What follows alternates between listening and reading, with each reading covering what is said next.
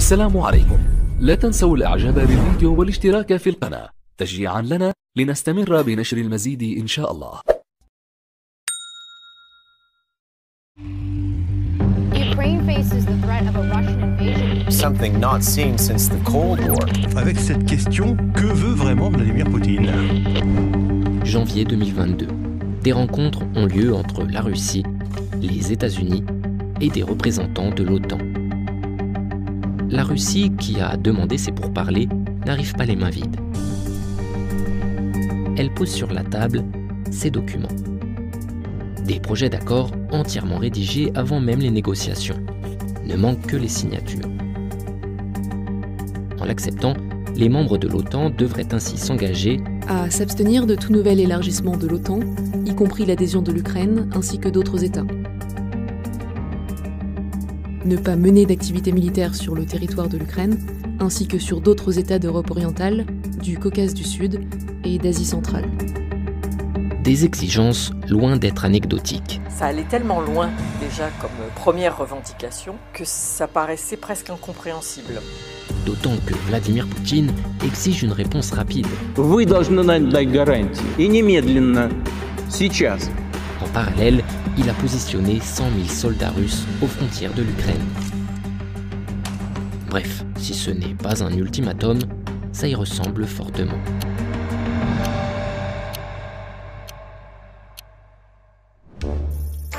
L'Ukraine, c'est ici.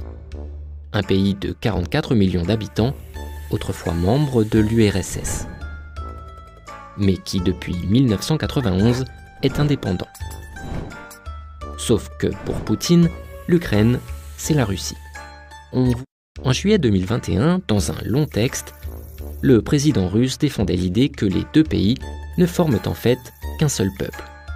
Pour lui, l'indépendance de l'Ukraine est une tragédie, mais aussi une injustice faite à la Russie. Une chose est claire, la Russie a en fait été dépouillée. Ce texte, c'est un des signaux que les Ukrainiens ont pris comme annonciateurs de quelque chose. Problème pour Poutine, c'est que si les Russes sont très attachés à l'Ukraine, les Ukrainiens, eux, sont un peu plus distants. Oui, nous avons beaucoup en commun, mais nous ne sommes certainement pas une seule nation. Cet éloignement de l'Ukraine s'est accentué depuis 2014. Cette année-là, une révolution chasse le président pro-russe. À la suite de quoi, une guerre éclate dans l'est du pays. La Russie soutient des séparatistes et va jusqu'à s'emparer de cette péninsule, la Crimée. Cette annexion de la Crimée a favorisé l'émergence d'un vrai sentiment national ukrainien. C'est l'effet inverse qui était recherché à l'origine par Vladimir Poutine. Бо можна тимчасово окупувати території, але неможливо окупувати любов людей до України. Et pour Poutine, il y a même pire. Une majorité d'Ukrainiens partagent désormais le même espoir, rejoindre l'OTAN. L'OTAN, c'est une organisation militaire fondée en 1949 par les États-Unis et des pays européens pour faire face à l'URSS. Elle s'est progressivement élargie et dans les années 2000, elle a même intégré d'anciens pays de l'URSS. Aujourd'hui, le président ukrainien insiste pour y entrer aussi. Or, pour Vladimir Poutine, c'est une ligne rouge. Дальнейшее движение НАТО на восток неприемлемо. Sa grande ambition, ça, c'est que la Russie garde une sphère d'influence. Il voudrait faire acter ça. Jusque-là, tout ça paraît plutôt cohérent avec cette demande pressée de pourparlers. Mais il reste un détail troublant. En réalité, l'Ukraine n'est pas tout à fait en train d'adhérer à l'OTAN. Depuis des années, plusieurs pays membres, comme la France et l'Allemagne, freinent le processus, précisément pour éviter de nouvelles tensions avec la Russie. Alors, si le problème n'est pas immédiat, comment expliquer un emballement si soudain autour de l'OTAN ? И немедленно. Сейчас. Eh bien, cela s'explique par au moins deux raisons. D'abord, l'OTAN n'est pas la seule cible de Poutine. Il y a quelque chose de plus profond qui le gêne. Ce qu'il craint énormément aussi, et ça il ne le dit absolument pas, c'est qu'il craint la progression démocratique. L'Ukraine modernise sa vie politique. Elle lutte contre la corruption. En ligne de mire, une possible adhésion à l'Union européenne.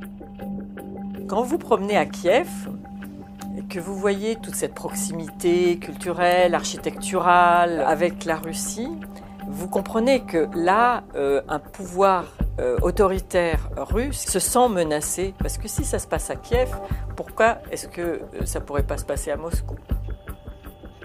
Enfin, il y a un dernier élément. Si la Russie semble si pressée d'avancer ses pions en ce moment, c'est parce que le contexte peut lui être favorable. D'abord, parce que le gendarme américain regarde ailleurs. Depuis l'été 2021, les États-Unis sont fragilisés par leur retrait chaotique d'Afghanistan. Surtout, ils sont aujourd'hui moins préoccupés par la Russie que par leur rivalité avec la Chine. Plusieurs pays d'Europe sont également bien occupés. En Allemagne, un tout jeune gouvernement a pris place en fin d'année 2021. La France est, elle, tournée vers l'élection présidentielle de 2022. Enfin, Vladimir Poutine pourrait bien tirer parti d'une troisième opportunité. Carburant, gaz, électricité voient leur prix flamber. Les tarifs du gaz sur les marchés internationaux ont été multipliés par 4 depuis le mois d'avril. La Russie fournit aujourd'hui près de la moitié du gaz utilisé dans l'Union européenne. Et en plein hiver, c'est un moyen de pression très efficace. Ça poserait quand même énormément de problèmes à l'Europe si la Russie coupait le robinet du gaz.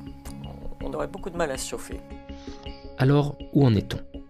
Malgré la pression de Poutine, les pays de l'OTAN refusent de fermer définitivement leurs portes à l'Ukraine. Il y a un droit souverain d'un pays à demander l'adhésion à quelque organisation internationale qui le souhaite. Et on ne peut pas supprimer ce droit. Cela pourra-t-il vraiment déboucher sur une attaque militaire de l'Ukraine ?